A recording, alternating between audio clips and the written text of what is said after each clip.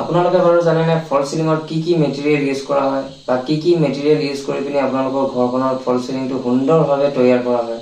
তো বলক আমাৰ এই ভিডিঅ'ত আপোনালোকৰ সৈতে আমি আলোচনা কৰিম ফল সিলিঙত ইউজ কৰা কিছুমান বস্তুৰ বিষয়ে। তো অকণো দেৰি নকৰাকৈ বলক আমি ভিডিঅ'টো ষ্টাৰ্ট কৰোঁ। পোনপ্ৰথমতে আপোনালোকক ক'ব বিচাৰিম যে ফল সিলিং দুই প্ৰকাৰ, যোনটো PVC সিলিং আৰু জিপছাম সিলিং। তো জিপছাম সিলিঙত ইউজ কৰা বস্তুবিলাকৰ বিষয়ে আমি জানিলোঁ। তাৰ নেক্সটত আমি PVC বিষয়ে জানিম। তো পোনপ্ৰথমতে আপোনাৰ জিপছাম বৰ্ডৰ যোনটো ফল সিলিং হয়, তো ফল সিলিংটো লগাওঁতে আপোনাৰ মেইনকৈ দৰকাৰ হয় ফ্ৰেমিং। তো ফ্ৰেমিঙৰ কাৰণে কিছুমান মেটেৰিয়েল ইউজ কৰা হয়, যোনবোৰ GI ষ্টিলৰ হয়, গেলভেনাইজ আইৰণ। তো তাৰ এইটো ষ্টিলৰ হয়। ফ্ৰেমিঙৰ কাৰণে কি বস্তু আমাৰ দৰকাৰী হয়, তো ফ্ৰেমিঙৰ কাৰণে লাগে মেইনকৈ আপোনাৰ ছেকশ্যন লাগে, পেৰিমিটাৰ লাগে, ইণ্টাৰ লাগে, টানা লাগে, টানা যোনটো এল এংগুল হয় সেইটো টানা লাগে, কানেক্টিং ক্লিপ লাগে, তাৰপিছত আপোনাৰ গুটকা স্ক্ৰু লাগিব। গুটকা যোনটো গুটকা আপোনাৰ 1.5 ইঞ্চি হ'ব, 1.5 ইঞ্চি গুটকা। তাৰপিছত আপোনাৰ 35 স্ক্ৰু লাগিব। ফ্ৰেমিঙৰ কাৰণে আপোনাৰ নেক্সট লাগিব যোনটো ফাষ্টনাৰ বুলি কয়, এই ফাষ্টনাৰ লাগিব। সেইটো আপোনাৰ 12 mm থাকে, 6 mm থাকে আৰু 8 mm থাকে। সিলিঙৰ কাৰণে 12 mmটো বহুত পাৰফেক্ট বুলি ধৰিব পাৰোঁ। আমি এতিয়া ক'ব লাগিব যে কি ফ্ৰেমিংটো কি ধৰণে প্ৰস্তুত কৰা হয়। তো বলক আমি ভিডিঅ'তে দেখাব বিচাৰোঁ যে কি ফল সিলিঙৰ ফ্ৰেমটো কিদৰে বনোৱা হয়। তো পোনপ্ৰথমতে আপোনাৰ যোনটো পেৰিমিটাৰ হয় এইটো আপোনাৰ ৱালত লগোৱা হয়। 4 স্কোৱাৰটো আপোনাৰ এটা ৱাটাৰ লেভেল মাৰি পিনি পেৰিমিটাৰ লগোৱা হয় 4 স্কোৱাৰত। তো নেক্সট আপোনাৰ লাগি যায় ছেকশ্যন লাগি যায় পেৰিমিটাৰ ভিতৰত, আৰু ছেকশ্যনৰ ওপৰত থাকে ইণ্টাৰ থাকে।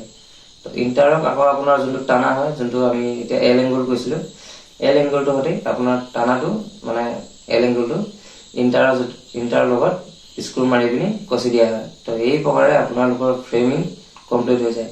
আৰু নেক্সট আপোনালোকৰ বৰ্ড লগাবলৈ টাইমত বৰ্ডটো আপোনাৰ তলৰ পৰা জাষ্ট ওপৰলৈ দাঙি পিনি ধৰা হয়, আৰু এজনে দাঙি ধৰে আৰু নেক্সট এজনে আপোনাৰ স্ক্ৰু মাৰি পিনি বৰ্ডটো ৰখাই দিয়া হয়। স্ক্ৰুটো আপোনাৰ ড্ৰাইভাল স্ক্ৰু, যোনটো আপোনাৰ ষ্টাৰ স্ক্ৰু বুলি কোৱা হয়, সেইটো ইউজ কৰা হয়। আৰু নেক্সট আপোনাৰ যোনটো জইন হয়, জইনবিলাকত আপোনাৰ ঢাকিবৰ কাৰণে POPটো বহুত জল্দি টাইট হয়। তো তাৰ কাৰণে আপোনাৰ মানে বহুত সোনকালে মানে এইটো মাৰি পিনি খতম কৰিব লাগে। জিপছাম সিলিঙৰ বিষয়ে মই আপোনালোকক কৈ দিলোঁ। আৰু নেক্সট হৈ গ'ল আপোনাৰ PVC সিলিং।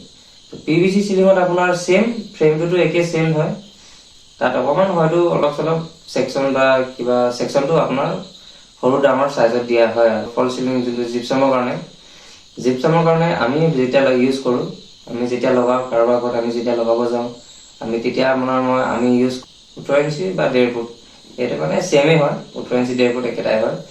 তো আমি সেইটো চাইজত আমি ছেকশ্যনটো দিওঁ, মানে এইটো আপোনাৰ গেপটো। তো আপোনাৰ সেইটো PVC চেনেলৰ ক্ষেত্ৰত অলপ হয়তো ডাঙৰ বা সৰু নহয়, অলপ হয়তো বহল কৰিব পৰা যায়, যিহেতু ফল সিলিঙৰ তুলনাত PVC সিলিংটো অলপমান পাতলা হয়। তো সেইটো কাৰণে অলপমান গেপটো বেছিকৈ দিব পৰা যায়, সেইটো ইমান ডাঙৰ কথা নহয়। আৰু নেক্সট আপোনাৰ PVC সিলিঙত জাষ্ট কেইটামান বস্তুহে চেঞ্জ আছে। আপোনাৰ ফাইবাৰ হয়, ফাইবাৰৰ কাৰণে ৱাটাৰপ্ৰুফ হৈ যায় বৰ্ডটো। আৰু তাতে মানে আপোনাৰ যোনটো হৈ গ'ল কি ফায়াৰপ্ৰুফো হয় বস্তুটো, ফায়াৰপ্ৰুফ আৰু ৱাটাৰপ্ৰুফ হয়। আৰু নেক্সট হৈ গ'ল আপোনাৰ যোনটো তাতে UV আৰু মানে যোনবোৰ জইনবিলাক হয়, জইনবিলাক মানে অলপমান ফিনিচিংটো ভাল হয়। আৰু এতিয়া যোনটো দুখন বৰ্ডৰ যোনটো জইনটো হয়, তো জইনত আপোনাৰ TB লগোৱা হয়। TB লগাই পিনি দুখন বৰ্ডৰ মানে জইনটো পূৰা ঢাকি দিয়া হয়। আৰু নেক্সট আপোনাৰ যোনটো UV হয়, UVটো ৱালৰ ছাইডত UV লগোৱা হয়, মানে UV বা HB বুলিও কিছুমানে কয়, আমিতো UV বুলি ইউজ কৰোঁ। আৰু নেক্সট আপোনাৰ LB বুলি এটা থাকে, তাত কিন্তু এটা অপশ্যন আছে। আপোনালোকৰ ফল সিলিঙত ইমান অপশ্যন নাই। ফল সিলিঙত আপুনি কালাৰৰ অপশ্যন নাই। আপোনাৰ ফল সিলিঙত আপোনাৰ যোনটো জিপছাম সিলিং, তাত আপুনি নিজে কালাৰ কৰিব লাগিব, নিজে চিলেক্ট কৰি পিনি আপোনাৰ হিচাপত আপুনি পেইণ্টাৰ মিস্ত্ৰীৰ লগত কথা পাতি আপোনাৰ হিচাপত আপুনি কালাৰ কৰিব পাৰিব।